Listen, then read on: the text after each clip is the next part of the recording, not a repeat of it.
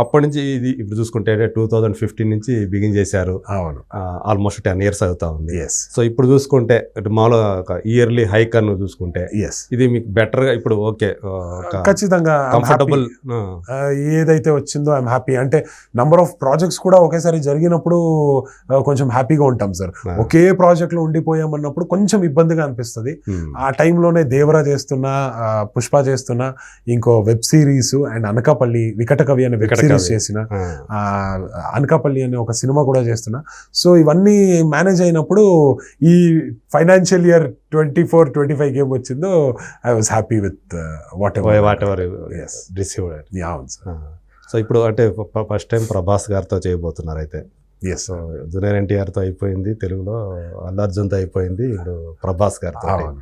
So ఈగర్గా wait చేస్తున్నారా? ఇంకా 1 week లో అంటున్నారు కదా స్టార్ట్ అవుతుంది. అవును అవును, చాలా ఈగర్గా వెయిట్ చేస్తున్నా సార్. ఎందుకంటే ప్రభాస్ సార్ గురించి చాలా విన్నా మంచి మాటలు. అంటే డార్లింగ్ అంటారు, ఈజ్ అ డార్లింగ్ అని చాలా మంది. అంటే నెగటివ్ పాయింట్స్ ఏముంటాయి అంటే మనం భూతద్దం అంటాం కదా, దాన్ని పెట్టుకొని వెతకాలి. ఆ టైప్ ఆఫ్ పర్సనాలిటీ అతను. అవును.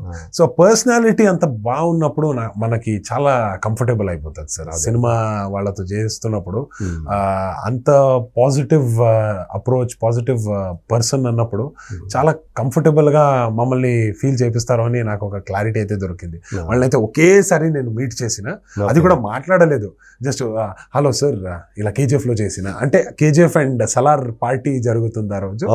సో చేసిన అన్నప్పుడు అవునా సరే అన్నారు. అంటే సర్కైనా ఎక్కువ వాళ్ళ పక్కలో ఉండే వాళ్ళు ఇలా రాకూడదు అది ఇది అని ఇది ఇస్తారు. హోప్ఫుల్లీ ఇప్పుడు అది ఉండదేమో, డైరెక్ట్ గా వెళ్ళి ప్రభాస్ సార్తోనే మాట్లాడవచ్చు, కలవచ్చు అని నేను కూడా ఎదురు చూస్తాను. సో మిమ్మల్ని ఆయన డార్లింగ్ అంటారు, మిమ్మల్ని కూడా తన డార్లింగ్ అని పిలవమంటారు. అవునా, నాకు అది తెలీదు. బట్ ఎనీవే నేనైతే ఎప్పుడు కూడా వాళ్ళని డార్లింగ్ అని పిలువను. He's attain that legendary status. So ఆ సర్ అనే ఒక రెస్పెక్ట్ వాళ్ళకి ఇవ్వాలి. ఎందుకంటే బెస్ట్ ఆయన very first pan India superstar. అవును. సో అది అనేది ఆ ట్యాగ్ ఆయనకే. తర్వాత ఎంతమంది వచ్చినా కానీ ఫస్ట్ ఆ ట్యాగ్ పెట్టింది ఆయనకే పెట్టారు. మనకి నార్త్లో ఎంతమంది స్టార్స్ ఉన్నా, ఈవెన్ రజనీకాంత్ గారు, కమల్ హాసన్ ఇట్లాంటి వాళ్ళు హిందీలో చేసినప్పటికీ కూడా వాళ్ళు సార్ మీరు అన్నట్టు ఆ టైంలో రజనీకాంత్ గారు pan Indian star, world wide star అని ఒక ఇది వచ్చింది, కరెక్ట్. బట్ ఆ టైం తర్వాత ఇంకొకరు కొత్త వాళ్ళు వస్తారు. ప్రతిరోజు ఒక ఇదైన పుట్టిందంటే సూర్యోదయ అవుతుంది, తర్వాత ఇంకో నెక్స్ట్ రోజు మళ్ళీ జరుగుతుంది. అంటే మన సినిమా ఫీల్డ్ కి సంబంధించి ఎవ్రీ ఫ్రైడే ఒక సూపర్ స్టార్. అలా ఇది అవుతుంది. అవును. సో ఆ టైంలో వాళ్ళు పెద్ద సూపర్ స్టార్. ఈ రోజు ప్రభాస్ గారు ఆ లెవెల్లో ఉన్నారు, చాలా హ్యాపీ ఫీల్ అవుతుంది సార్. దీని తర్వాత ఇంకేమైనా ఉండే తెలుగులో ఏమన్నా? ప్రస్తుతానికైతే ఇంకా మాటలో ఉంది సార్, ఇంకా కన్ఫర్మ్ ఏది కాలేదు. తొందరగా కన్ఫర్మ్ అయిందంటే ఖచ్చితంగా మీకు మీ మదర్ టంగ్ లో కానీ అలాగే తమిళ్ ఇట్లా వెయిట్ చేస్తున్నా సార్. ఇప్పుడు పుష్ప వచ్చిన తర్వాత హోప్ఫుల్లీ పర్ఫార్మెన్స్ చూసిన తర్వాత వాళ్ళకు కూడా నచ్చి వాళ్ళు కూడా పిలుస్తారు మంచి మంచి క్యారెక్టర్స్ కోసం అని నేను ఎదురు చూస్తున్నా. చాలా మంది కన్నడ డైరెక్టర్స్ కూడా ఫోన్ చేసి మాట్లాడారు. నాకు అది చాలా హ్యాపీ అనిపించింది సార్. ఇది జస్ట్ పేపర్లో చదివేవాడిని, లేదంటే ఎక్కడో ఎవరైనా చెప్తే వినేవాడిని. ఈరోజు నాకే జరిగింది అన్నప్పుడు చాలా ఒక హ్యాపీ అంతే కదా ఫీల్ అవుతుంది. అంటే ఇది వరకు మీరు హీరోగా కూడా చేశారు కన్నడంలో. సో ఇప్పుడు మరి ఏంటి పరిస్థితి ఏంటి? మిమ్మల్ని విలన్ రోల్స్ లో చూడాలని కోరుకునే వాళ్ళు కూడా ఎక్కువ అవుతారు. ఇలా ఒకసారి చూసిన తర్వాత బ్యాక్ టు బ్యాక్ దేవరా, ఇప్పుడు ఇది పుష్ప 2లో నెగిటివ్ రోల్స్ లో, ఇది అయితే అల్టిమేట్ అన్నట్టే ఉంది ఈ రోల్ అయితే. అంటే ఇంకా దీనికంటే బెటర్ అవచ్చు. ఎందుకంటే మీకు ఫహద్ ఫాజిల్ పర్ఫార్మెన్స్, సో అది కూడా ఈ సినిమాకి ఒక బ్యాక్ బోన్ లాంటిది ప్లస్ అయింది. అదే. సో మేబీ రేపొద్దున అలాంటి రోల్ కనుక వస్తే ఖచ్చితంగా సార్. అంటే మీరు అన్నట్టు మన ఫహద్ ఫాజిల్ గారు, విజయ్ సేతుపతి గారు, వీళ్ళని చూసుకొని నేను నా కెరియర్ ఇలా ప్లాన్ చేసుకోవాలి అని నేను అనుకున్నాను. హీరో చేస్తారు, విలన్ చేస్తారు, ఒక క్యారెక్టర్స్ కూడా చేస్తారు. సో అంత మంచిగా వాళ్ళు క్యారెక్టరైజేషన్స్ ని అర్థం చేసుకొని ఈ సినిమాలో ఇలా చేస్తే బాగుంటది అని ఆలోచిస్తారు కదా, ఆ ఆలోచనలో నేను వెళ్తున్నా. సో హోప్ఫుల్లీ ఫ్యూచర్లో పాజిటివ్ క్యారెక్టర్స్ దొరికిందంటే ఖచ్చితంగా చేస్తా. అండ్ లీడ్గా చేయాలని నేను కూడా అనుకుంటున్నా, ఎదురు చూస్తున్నా.